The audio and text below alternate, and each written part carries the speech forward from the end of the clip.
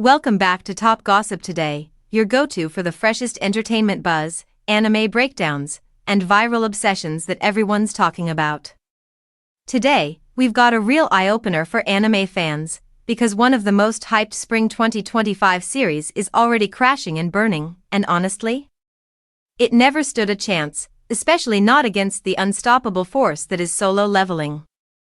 Let's dive into why the beginning after the end might be this season's most beautiful letdown, and whether there's any hope left for this struggling ice guy to rise from the ashes. When the beginning after the end dropped on Crunchyroll, fans of Turtle's webcomic and novel were ready to eat.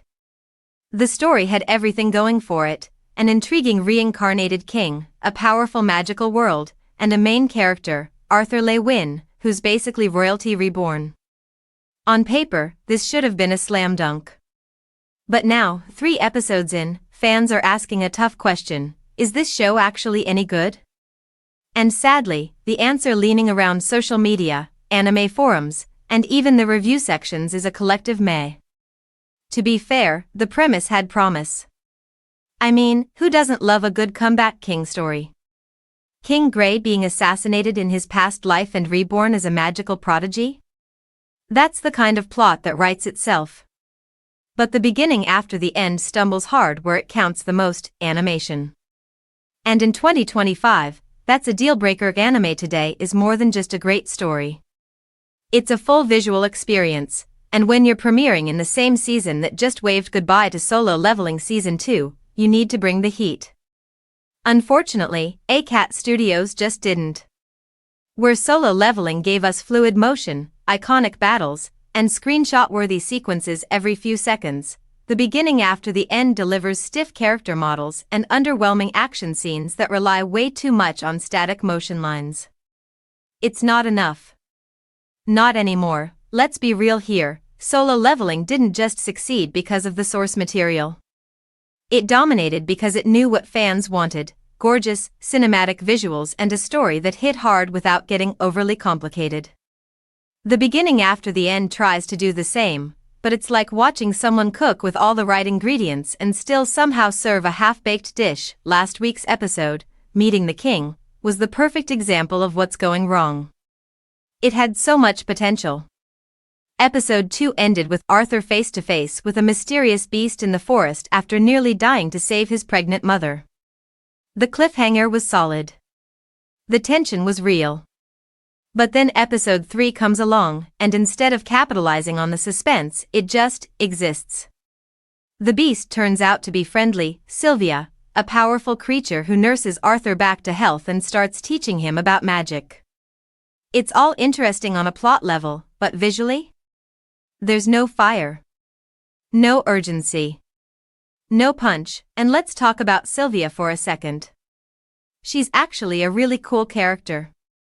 Turns out she's not just some forest creature, she's a dragon. That reveal should have been legendary. Instead, it kind of slipped by like a blink and you miss it moment. When she transforms and faces off with another dragon-like enemy, the fight scene should have been a jaw-dropper. Instead, it was a gentle reminder that animation can make or break an epic moment. And in this case, it broke it. Now, I'm not just here to roast the show, because there is something brewing under the surface.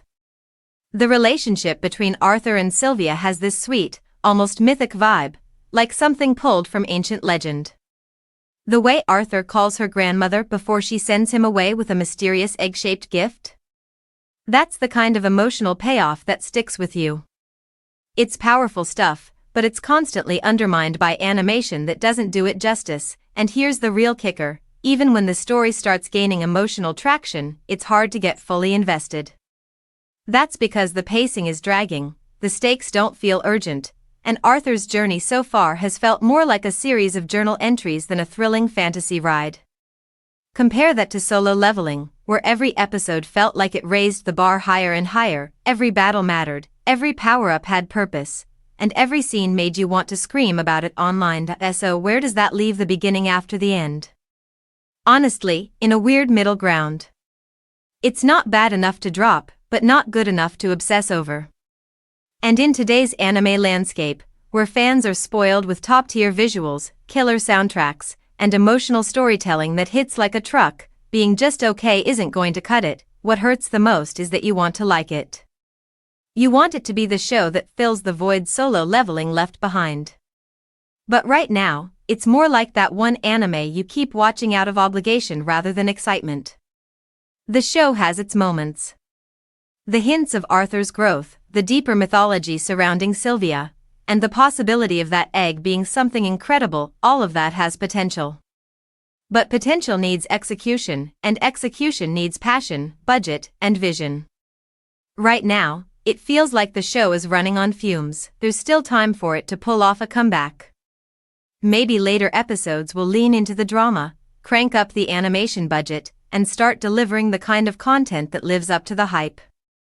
But as of spring 2025, the beginning after the end is falling behind fast. And in a season where competition is fierce, with anime like Solo Leveling still trending even after its finale, that's not a good sign. So what do you think? Is the beginning after the end just a slow burn waiting for its big moment, or is it already on life support?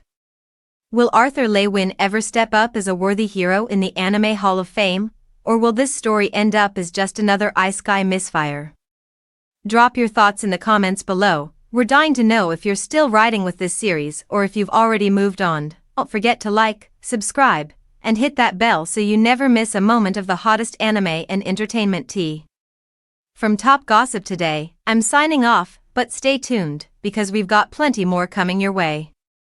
Until next time, stay curious and keep gossiping.